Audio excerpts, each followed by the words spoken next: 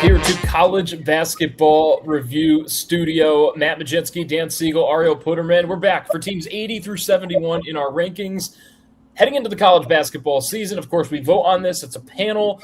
Beginning of every summer, we look at all the teams in the offseason. We say, hey, what are the top 100 teams going into the season? This is what we come up with as a group. So don't sue me, don't sue Ariel, don't sue Dan. Sue all of us because this is what we have collective here. No, don't sue us, please. Yeah, just don't do that in general. We don't want you to sue us. Just agree with us. That's what we prefer. Let's move right into it, though. We have number 80. We go team by team. And, Dan, we will toss it to you first. The McNeese Cowboys. No more Will Wade. We know Will Wade's been in the news lately a lot for getting some recruits. But Bill Armstrong, he's been doing a pretty good job with this program, wouldn't you say? Yeah, like this is a legit McNeese program. It's not just a Will Wade coming there for a couple of years doing well. Like you just said, Bill Armstrong winning 28 games, 19 in league play. They got Larry Johnson back, pound for pound, one of the best freshman guards in the country last year. Of course, playing at a lower level, but the statistics really back it up. Like that is a huge deal that they got him back. Interesting roster construction otherwise. They got a lot of underwhelming power conference guys that are coming down. A couple Florida State guys, an Ole Miss guy, a Mississippi State guy, and a Utah guy. I do like Corey Chess, though. He's the Ole Miss guy. But, yeah, it'll be interesting because last year that wasn't the formula. Last year they got more proven mid-major guys compiling a roster together or returning guys like Javon Garcia. But I trust Armstrong as a coach. I think I'm very happy to have him here. Ariel, anything else you want to add on this McNeese Cowboys squad? I just love to know the NIL package that Larry Johnson got because this is a guy who could start at a Power 5 school. Let's be honest. He was unbelievable last year as a freshman, and I feel pretty confident that next year he could be a high contributor at a Power 5 school. But Dan, I agree with everything you said. Same impact players. I like Corey Chest as well. And let's be honest, this is going to be, even though the South End I think is going to be a little bit better than last year, I think it's still theirs to lose. And I think they'll probably win by 2 to 3 games. Yeah, and another guy I want to mention, Carl Charenfont, 20% from 3, but 48% from the field. Talk about a guy who maybe shouldn't really be taking those long-distance shots. Other than that, very efficient from 2-point range. Pretty good guy that, Dan, I know we have as our 6th man on this McNeese team. But, yeah, Larry Johnson, Elijah Chopamore could be a guy that really does well. He had a good freshman year at Syracuse, kind of a weird situation at Utah. A McNeese team that has a star, and past that, hey, some of these guys step up. They could definitely have a really, really good season yet again. Yeah, McNeese is here to stay, that's for sure. Another program we thought was here to stay, but maybe they've kind of faded back a little bit. That's Northwestern. Ariel, I know they haven't had Boo Buie for a few years, and that's kind of been the result of Northwestern not being maybe the Big Ten team we thought they might turn into. Is there any reason to believe the Wildcats could be a little bit better this season?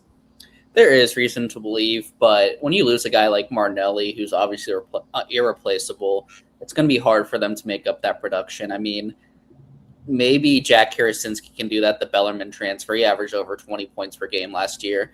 Problem is that he's a horrendous defender. I think advanced analytics-wise, he was the 37th worst defender in all of college basketball last year, and that was at the mid-major level. So putting him against Power 5 conference players every game, at least late January to March, that might be a problem, and he may not even get on the court at that level. So hopefully he can kind of, even if he's a slight negative, as long as he's not a complete negative, then he can really shine offensively, which could really be the difference maker. But I think you have to look at some of those other guys. Can Jake West take that leap? He was a guy that I think a lot of people liked out of college, a little bit of a TikTok star. But freshman year couldn't really do much. I think he showed signs, so it will be interesting to see that. And other than that, I think it just depends on who could take that leap.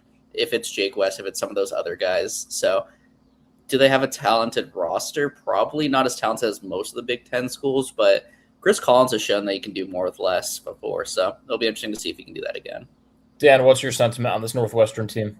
Yeah, not very confident. I will say it's funny. They kind of did the complete opposite of the McNeese route. They went mid-major all-star team. They got a lot of proven guys at the mid-major level. I don't know if it necessarily will translate in Karasinski's like a great example. I think he will probably average 12 to 15 points, but will he even start because of just how much of a liability he is on defense? You know, I just don't think when you lose Martinelli and you haven't been good for a few years, you really are showing signs of improvement now without Martinelli. I don't know what this roster's identity will be. I'm pretty pretty down on Northwestern. I think they'll be fine. Like they're a top 100 team, but they're bottom of the Big Ten team. Yeah, and I think one thing that we have to realize as well is that we talk a lot about Nick Martinelli. Great basketball player. They still only won 15 games last year and 5 games in conference. So it's not like we're talking about a Nick Martinelli-led Northwestern team that maybe won 18, 19 games and was about 500 in the Big Ten. They were well below 500. Nothing taken away from Nick Martinelli as a player, but if it didn't really work with him, I don't know if it'll work with this team unless they just gel better, because Chris Collins is a good coach. So it could just come down to that. Maybe this team will gel good. Agree with you guys, though. Definitely a top 100 team, not one of the top teams in the Big Ten this season on paper. Let's move to Colorado State. Of course, this Rams program, we talk about a program that has been there last decade or so. They've been one of the top teams out west, period. Doesn't matter what conference we're talking about. Colorado State has been just absolutely great. Dan, will they be great this year? Do they take a little bit of a step back? I feel like 78's a little bit lower than we've maybe had them lately.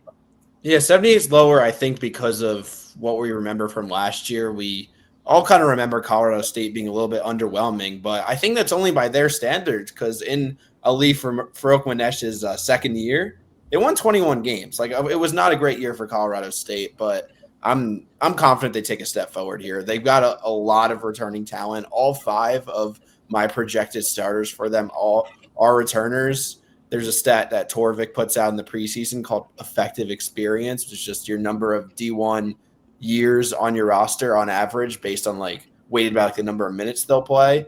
They're first in the Pac-12 in that stat. So Colorado State, they could shoot the absolute breaks off of the ball. I think that's their clear identity. Their bench does get a little shallow. They got a couple transfer, Justin Menard from Marist and Armando Miller from the D2 ranks. I would have loved if they picked up maybe 1 or 2 portal guys, but I think this team will be very good offensively, like top 50 offensively. If they can play a lick of defense, this team will definitely take a step forward and be a top 2 or 3 team in the Pac-12. I'm cool with that. Ario? Yeah, Dan, you mentioned the retention stat, and they returned 61.7% of their minutes from last year, which is the most in the Pac-12. So retention's always a good thing. What's that one Trilly Donovan quote? It's like, your best gets are the ones you already have. So Ali Farouk-Manesh definitely crossed that off his list, who, as a Kansas fan, I can't support, but I respect his coaching ability. One guy I'm really happy about is Kerry Booth. I think every year, we do our make or break, and I think when he was at Illinois, I put him as my make or break. Notre Dame, I put him as my make or break. Last year, Colorado State, I put him as my make or break, and he finally figured it out last year, and he's going to be a monster this year. I think he's going to be a first or second all Pac-12 player this year, so I'm excited to see him. Other than that, yeah, I agree with you on what you said, Dan. I think they're going to finish 3rd or 4th. I still think I like Oregon State over them just because I really like that team, but they're going to be on the bubble this year, and they finished 88th in Ken Palm last year. I think 78's a good spot for them. Obviously, we had Oregon State in that last YouTube video. Again, make sure to check out all these videos on our YouTube, and we put the clips out on social media. Oregon State, I agree with you. I think they're a little bit better than this Colorado State team just because of the star power. But you mentioned it. If your name is Ali Farouk-Manesh, you better recruit three-point shooters, and he does that with this team. 4 of the 5 starters, three-point shooters, over 40% from 3. Those are our projected starters, by the way. Rashawn Memba, he shot it at 50% last season. Didn't really shoot a whole lot of threes, but he shot it at about 60% overall. So 1 through 5 there. First guy off the bench, we're looking at Justin Menard. He's going to shoot the 3. Guys, this is a team that's just going to let it fly. I feel like it's one of those teams where it doesn't matter what seed they get. If they get to March Madness, no one wants to play them, because when you got everyone on the court that's dangerous from 3, you just got to be ready for that. That is going to be a team to watch out for in like 6 months. Can't even believe we're talking about that. Ario, why don't you talk to us about Ole Miss? They're our team coming up next at number 77. Of course, Chris Beard's still in town. Maybe hasn't had the best run so far with the Rebels, but can it change for the better? Can it go in a positive direction this year? Hopefully. I mean, that was Chris Beard's first losing season ever as a head coach, which is pretty crazy to think about. And unfortunately, it seems like the state of Mississippi in general, but Ole Miss as well, when it comes to NIL dollars, they're putting it all into football. I mean, obviously they lose Lane Kiffin, but that team's still looking strong, and they know that's what's going to make the money. And basketball, unfortunately, has been left behind, and you can tell by this roster construction. They bring back Ilias Kamardine, who was great last year. He's not Tyrese Halliburton, even though he looks exactly like him. And then Patton Pinkins, who was kind of an underrated scorer last year. I think he's going to take that leap. But then other than that, it's not looking good. And their front court looks really bad. Like, I would argue probably bottom 3 front court in all of Power 5. So really curious to see what happens there. I'm not too optimistic about this team. I think they'll probably finish around where they finished last year, which obviously isn't good enough to make the tournament. But we'll see. Like we talked about, Chris Beard, he's a winner. He knows how to win. Last year might have been an anomaly, but maybe that's just what's to come. And maybe he'll find a better spot in the future where he has the resources to win, because we know what he can do when he does. I don't think I'm as low on them as you are, Ariel. I think I'm a little bit higher. I do think this roster, at the very least, I'd use the word interesting to describe them. I really like Roman Suilepa. He stands out to me, a sophomore, a Pitt transfer. I think in a better system, a better situation, a better coach, he could definitely break out. But yeah, Ariel, in your top 10 on this rotation, 4 of them are sophomores and 2 of them are freshmen, so they're very young. I think a guy like Bud Clark from Seton Hall is a really good, like Chris Beard type of guy that raises your floor. Look, they're not going to have a competitive roster compared to the rest of the league per se, but remember before this past season, Ole Miss was pretty much notorious as a program for having super easy non-conference schedules, starting out like 12-0. Everybody should be talking about them a little bit, and then they go like 4-14 in conference play. And honestly, I think that's exactly how this season could go as well. Yeah, no, 100% agree with you guys as well. Yeah, all in on Bud Clark, obviously, but this is all I got to say. Tyrese Halliburton. It's French Tyrese Halliburton. It's crazy. The resemblance is there. Just nuts. It's just nuts. The resemblance is crazy. Look, if Halliburton were to play for Ole Miss, how many wins would Ole Miss have this year? Let's talk about that. If Tyrese Halliburton suited up in an Ole Miss jersey, he can play with his twin. We don't have to take him off the roster. Under 27, 28, like how far would they go in March? Would they win it all? Like I know we've talked about that discussion before. No, they wouldn't win it all, but I think they make second weekend for sure. No, they got like this guy is known to just take down juggernauts as an NBA player. I wouldn't count them out of the national championship conversation. I'd say Final Four. Front court though, who's he going to pass it to?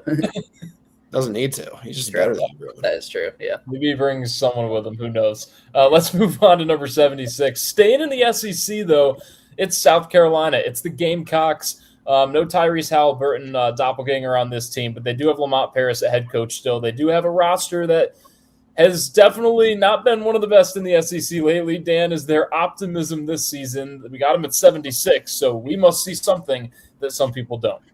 I don't. I just said a little bit of like Ole Miss has some redeeming qualities. They'll rattle off some non-con wins. I actually like Ole Miss way better than I like South Carolina. I don't think this is an SEC roster.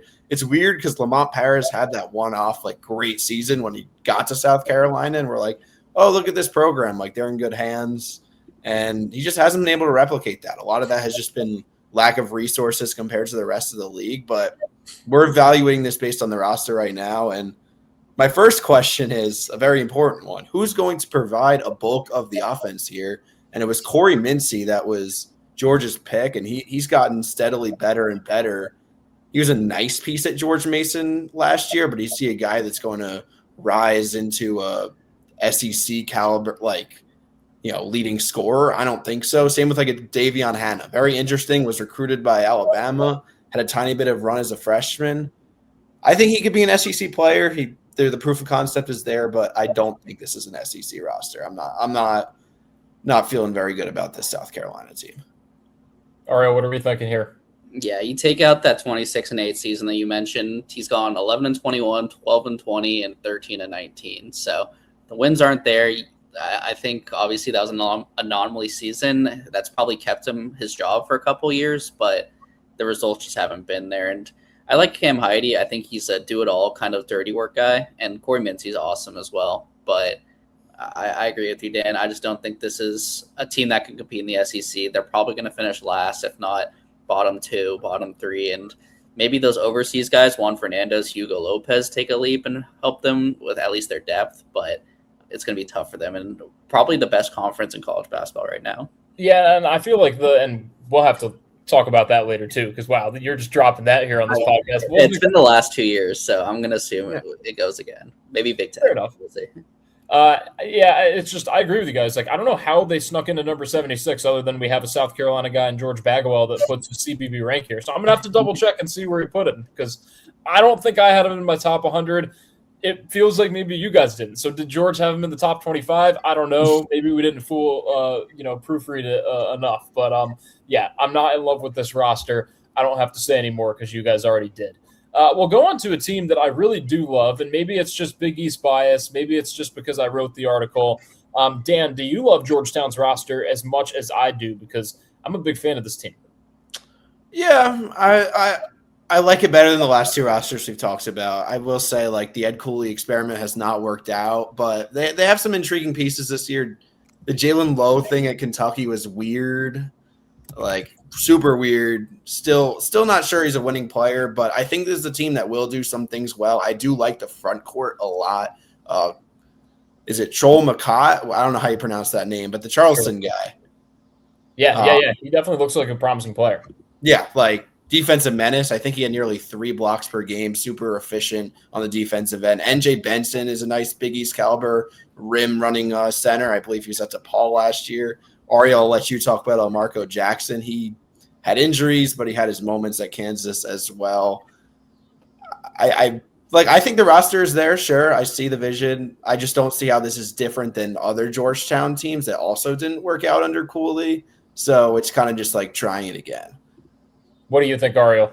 You said at the end, last year's roster, I had them as top 4 in the Big East. I thought they were a tournament lock, and I think they finished second to last in the Big East. They were terrible. So with this roster, which I don't think is better than last year, I just can't trust Ed Cooley. I can't trust them to perform well. Even though, like you said, I don't hate the team. I actually like the front court, like you said. And then I'll always be an Marco Jackson believer as a Kansas former student. McDonald's All-American, kind of had up and down freshman year, suffered an injury sophomore year, missed all of that season. Then he had some really great moments last year, also some really bad moments with his Kansas career ending with that buzzer beater against St. John's. So we'll see how he does. I think this team is just a bunch of make or break players. Of course, Jalen Lowe, like you mentioned, Vic Miller, who was awesome in the non-conference, and then conference play rolled around for Oklahoma State, and he was pretty much unplayable. And then Jackson, like we just mentioned. So if those guys can pan out, maybe they can compete in the Big East. But from what we've seen, it could get ugly, and Ed Cooley could be, unfortunately, at the end of his time with the Hoyas. Well, I'll take this one a little bit deeper then because I actually like this Georgetown roster. And I'll be real, this isn't an efficient roster. When you look at some of the guys here, multiple guys shooting below 40% last season. But to me, this all looks at Jalen Lowe. What are they going to be able to do with him and his health, right? If Jalen Lowe is healthy this whole season, I think this Georgetown team can reach good heights in the Big East.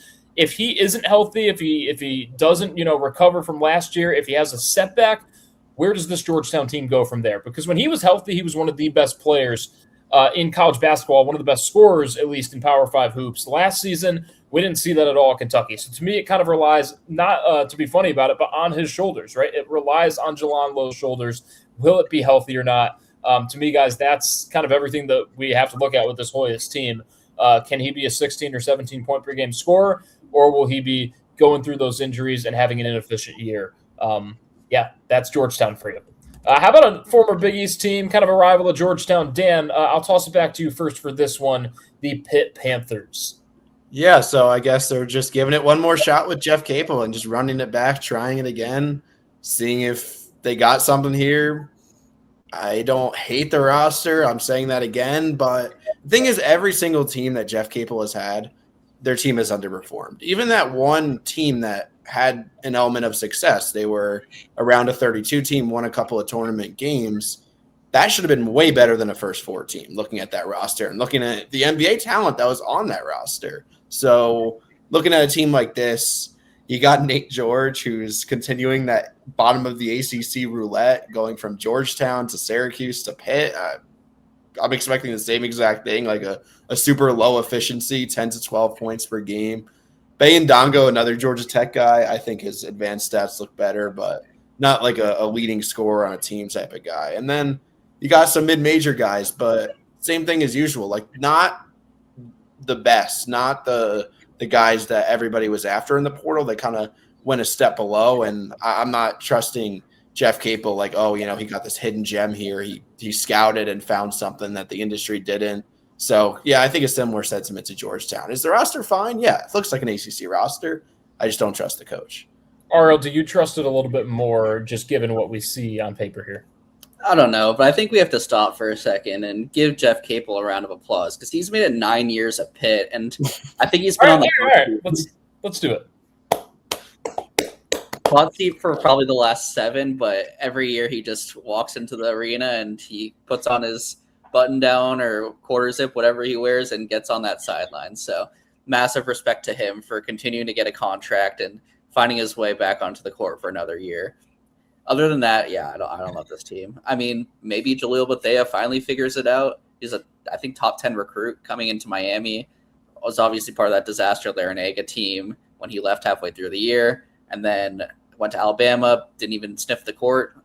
So maybe going at Pitt where he really has nothing to lose, they just give him the ball and be like, go try to make the NBA and maybe make us better. So I think he'll be an interesting guy to watch.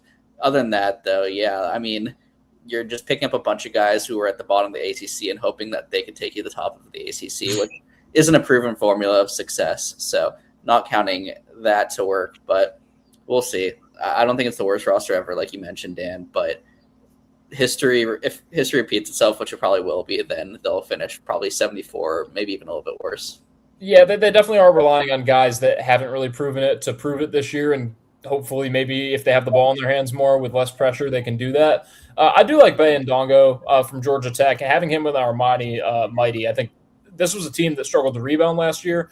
They shouldn't have any struggles rebounding the ball. It'll just depend how many rebounds they need to get based on how good or bad their defense is, because last year it wasn't that good. I like Timofey Rudolfsky from Bryant. He's a guy that can kind of do it all. A 6'9" guy who can, play a little bit of wing and guard if you need him to. And what are you going to get out of Chase Foster? What are you going to get out of Makari Moore? Some young guys on this team. It seems like a deep roster. I mean, I even look at about 12 guys this team can go to. Obviously, they're not going to play 12, but, they have a lot of options here. But, yeah, guys, will Jeff Capel be able to coach them up or not? That's kind of why we have Pitt at 74 here. I feel like if we had Chris Beard as the head coach, we might have Pitt around 65. I'd even say if you had Chris Collins as the head coach, that's a better example. If Chris Collins was the head coach of Pitt, this would be a top 50 team. And that isn't to say that Capel was a bad – no? Maybe he's 65. I like the first one. You said 50, I think it's pushing a little bit. Okay. Maybe that's a little bit too much. But no matter what, I'm not going to say Jeff Capel's a bad coach. I think other coaches would do more with Pitt over this last period of years, and that's why we have him here at 74. Ariel, Minnesota, Nico Medved, year 1, up and down. Year 2, this is where coaches sometimes start to really get it with their programs. Will Nico Medved turn Minnesota into something to watch in the Big Ten this year? I think they will, and we just talked about Colorado State where he was before and how he kind of turned them into a annual tournament team, and now obviously Farouk Manesh has kind of kept that momentum going, but last year was such a weird year. I mean, 15-18, but they were in it with every team. I mean, they almost beat Wisconsin. They beat Michigan State. They almost beat Michigan. And the reason why was just because they pretty much had a 5-man rotation, maybe 6. And you could really tell, especially late in the season, they really ran out of gas. And how did they solve that problem this year? Well, they're running it back with 3 of their top 5 from last year, Isaac Osama, Bobby Durkin, and Jalen Crocker-Johnson. They also bring in Kyan Evans, who was awesome under Nico Medved at Colorado State. Took a step back at UNC last year, but excited to see what he can do back with his former coach. I think the problem is after the 6th man of Kyan Evans, it really goes downhill, and that was a problem last year, and I don't know if they have the depth to really solve that problem. So they'll just have to hope that with that year of experience for those top 3 guys that they'll be able to kind of be ready for that, especially later in the season. And maybe some of those guys do pan out kind of further down the bench. But I see a team that will definitely be better than last year, but still faces the similar problems that they suffered. Dan, what are we thinking here for the Golden Gophers? They were fun last year, I do got to say. Their record does not show it. If I had to guess, they were above 500 team, but I believe their record was actually below 500. But yeah, they were very competitive against some of the top teams in the Big Ten. This is a roster that I think if it was at Colorado State, I would be pretty content with. Again, the problem is you're facing much better competition night in, night out in the Big Ten. But continuity does matter for something, and you got a lot of Minnesota guys returning. And again, like the guys like Crocker Johnson and Kyan Evans are also like Nico Medved, Colorado State guys. I think continuity does matter. I think especially early on trying to build an identity, like that's going to matter. Like frisky and fun, but ultimately bottom half of the Big Ten. That's the adjectives I'd use to describe this team. I'd say that too, but I think we just have more optimism, and this is where you get with these teams at this part of our rankings is coaching makes all the difference. We just talked about Georgetown and Pitt. They might both have more talent on their rosters than Minnesota, but Nico Medved's proven it a little bit more. I'm not going to sit here and say he's proven it enough where they are foolproof in that area, but I think that's why we maybe have a little bit of more optimism when it comes to the Golden Gophers. Dan, before you go, right? I just want to remind us, like, this is Minnesota basketball. Like, this is a team that has no resources, has always been at the bottom. So the fact that they're even in this conversation at 73, I think that's a huge step in the right direction for this program, that we're seeing them as a borderline bubble team instead of just like bottom of the barrel. Maybe they win 10 games this year. So shout out to Nico Medved and the Minnesota program for at least being in that direction. That's a good point. That is a good point. Maybe we take that for granted sometimes. Even, there's like 1 year and one head coach that seems like he's changing. I like that, Ario. New Mexico coming in at number 72. Dan, what should we know about the Lobos heading into this season? Yeah, unfortunately, in the long term, this is one of the few Mountain West top programs that got left behind. So they're not a state. Their school does not end in state. So unfortunately, unlike Utah State, Colorado State, Boise State, they did not get to the Pac-12. They are in a much worse Mountain West. However, their roster looks just as good as typical New Mexico teams do. And you got Eric Olen, who I really like as a coach. I really like those guards. Jake Hall, already a star. He had an outstanding freshman year. He's back. Ariah Tanet, another rising sophomore, a short point guard that's going to share the backcourt with him. Very good sidekick. You look at the front court, and this is where it gets interesting because you might look and say, there's no size here. There's no rim protection here. This is bad. But you got to remember what Eric Olen's scheme is and how unique it is. You look at New Mexico last year. They allowed 3-point attempts at one of the highest rates in the nation, and they allowed one of the lowest efficiencies on those 3-point attempts. So teams were shooting 3-pointers almost 50% of the time, and they were making them just over 30% of the time. And that's why when you don't even have, on an individual level, great defensive players, that's why you could get a top 50 defense. So you have really offensive-minded guys in the backcourt and the front court, and that makes me more confident, not less, in this team. We have one more Mountain West team, so we ranked New Mexico number 2 in the Mountain West. We have one more that we'll get to next episode. I will say this is my team in the Mountain West, though. Ariel, is this your team in the Mountain West? No. I mean, I like this team a lot. I don't think they're the best team. I think the team we'll talk about next episode is I mean, Jake Hall's such a stud, and them signing his brother, who's like an unranked recruit, to pretty much keep him there was pretty genius because he's a Power 5 level player. I was really hoping Kansas would get him, honestly, but he chose to stay. So huge win for them to get him back. You mentioned the size thing. I know you kind of justified it. I'm still a little worried about it just because when your starter's 6'7", that's always going to be tough to match up against in any conference, really, but especially the Mountain West. But other than that, I like Eric Olen a lot. Obviously, he was awesome at UC San Diego, and he did a great first season last year.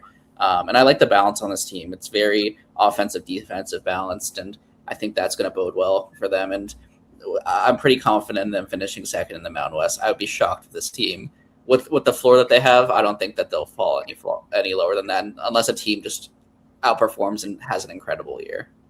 Yeah, and obviously, just like you mentioned, having Jake Hall on this team, it's kind of starts and ends there, right? Like in that conference, to have a player like that, to have a scorer like that, where you can rely on a guy like they got the best number 1 option in this conference, arguably, New Mexico. I think the Lobos. Honestly, I do think the Lobos will be dancing. I'll kind of side with Dan here, but yeah, we'll see. I don't see this as like a Sweet 16 team or anything like that, but obviously just product of, hey, you win your conference, you get in, and I like their chances there. Washington, our final team to talk about today. Ariel, so I'll toss it right back to you. The Huskies, what should we know about the team that just misses the top 70? Danny Sprinkle on the hot seat without a doubt. Came in from Utah State, the winning machine program, and hasn't been winning at Washington. Obviously, really rough year. Finished last in the Big Ten, and then last year, if anyone watched these episodes, I proudly pronounced them as a top 25 team in my book, and they finished under 500. It was a disaster of a year. Desmond Claude got hurt in early non-conference play.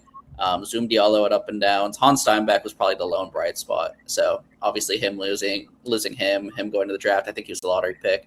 That's obviously going to be hard to replace. One guy they do bring back, though, is Wesley Yates. Really awesome freshman year at USC. Kind of took a step back last year, but this is his team now. So maybe he can kind of show that potential that we're all waiting for. Other than that, there's a couple guys on this team like Lawan Watts, who was great at Washington State, kind of took a step back at Texas Tech. Ryan Beasley, who was great at San Francisco, can he transfer to the Power 5 level? But we talked about this with Kansas State last episode. This is a team that, yes, they're in a power conference, but it feels like they don't really have a lot of Power 5 level players. I'd say that Yates, Beasley, maybe Watts are Power 5 level players. Everyone else, I don't think so. And I'm a little worried about that. I think this is his worst roster in the 3 years at Washington. So I'm completely pulling a 180 on this after last year, and I think they're going to struggle this year. And unfortunately, I think Sprinkle might find his way back in the mid-major levels. Damn. I'm going to disagree with your sentiment about not having enough power conference players. I think that this roster is fine. Ryan Beasley, undersized, but I think he'll be able to score at a good enough clip and distribute at a good enough clip in Washington. Lawan Watts, I absolutely think, maybe not an impact, like top of the line guy, but we saw at Texas Tech, he's definitely a power conference level basketball player. Like, I don't think you could doubt that. And you guys steal Venters off the bench, obviously. Like, he's kind of fallen off. Injury is just not being able to really get it going at Gonzaga. It was a great get at the time, and he just hasn't, like, with the combination of injuries and underperformance and whatnot, did not perform there. But I think that's a good get in the front court and still a high upside guy because he's old and he has really good experience at the mid-major level with, I think, the Big Sky level. But I think there's some power conference guys here. I think this is a fine, like, pretty average power conference team, maybe below average. But, like, you look at all the close games that they had last year, I just think as a statistician, like, regression to the mean is just so inevitable. It's so easy for me to see them win more games than last year. You just go 500 in your close games instead of what they go like 14% of them. I think that was your stat, Ariel. Like, if you win 40 to 50% of those close games, like a normal team, then you're fine. Like, you got an 18, 19 win team now. My question is, over under 50 points a game that the front court of every other team, do they score against this Washington front court? Fair. In the Big Ten. Fair, because there's some good bigs in the Big Ten as well. It'll be matchup dependent. It'll kind of be easy to see which teams will exploit them and which teams won't. Yeah, for reference, Lathan Somerville is their center, averaged 4 points a game last year. Niccolo Zapina is their power forward, averaged 2.6 per game last year. Then off the bench, you mentioned Venters. He's only 6'7", though. And then Winnie Braga played 9 games in Brazil last year. And Matty Traore played in 23-24 at Maryland, then went to JUCO and then missed all of last year. And that's their front court. So that's kind of what I was referring to with the lack of Power 5 players. It's just that front court really worries me. Okay, was Danny Sprinkle a product of Great Osibor? Is that the discussion that we need to have next? Could be.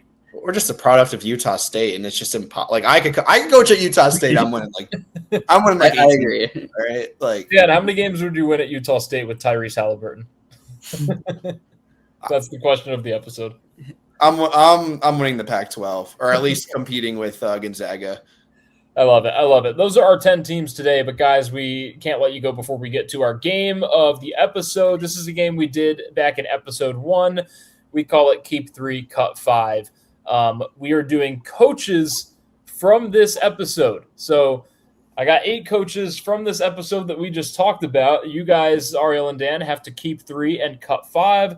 You know the rules. One by one. You're not going to get all 8 at once. So make the right choices as I say them. Your first head coach is Ed Cooley. Cut.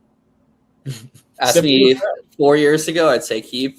Yeah. Right now, cut, though. All right, so not even a second thought on Ed Cooley. Now I think you're not going to have a second thought on this guy after that, but I'll give it to you anyways. Lamont Paris is your next coach. Yeah, get him out of here. So is that two easy cuts right off the bat? This one might be another easy one. We have Bill Armstrong. Yeah, I'll keep him. You want to keep him? Yeah, why not? Think about the other coaches we got. There's some good coaches on here. Yeah, it depends about the two that he omits.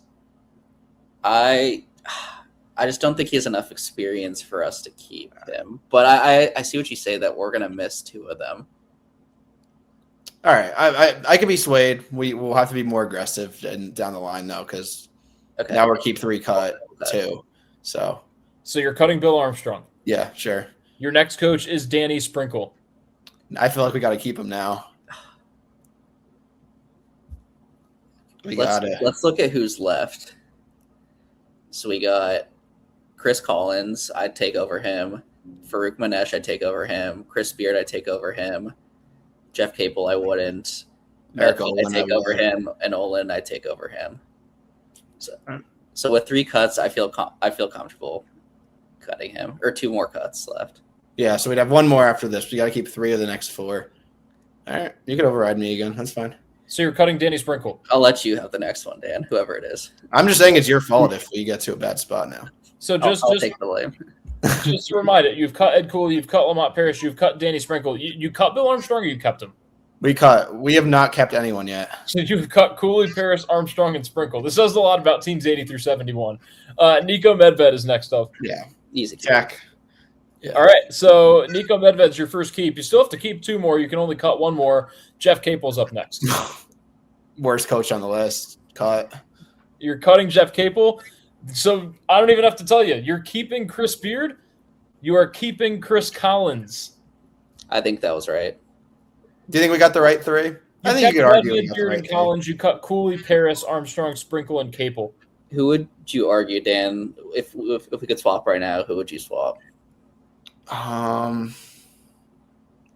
It's not even that. Like, maybe you could argue Bill Armstrong, but no, like, yeah, honestly, the 2 coaches that got omitted, which would be what? Farouk Manesh and Olin. I think those are 2 of the best on the list. I think our process was fine. I think we even ended up with the fine list. Awesome. So there is keep 3, cut 5. You guys rolled through that pretty quickly, and it was pretty seamless. Maybe I got to be a little more difficult with the next time we run this game because seemed like you guys aced that one. Seems like we've kind of aced our CBB rank so far, 100 through 71 in our first 3 episodes, but 70 through 61 are coming up next in a little over a week from now.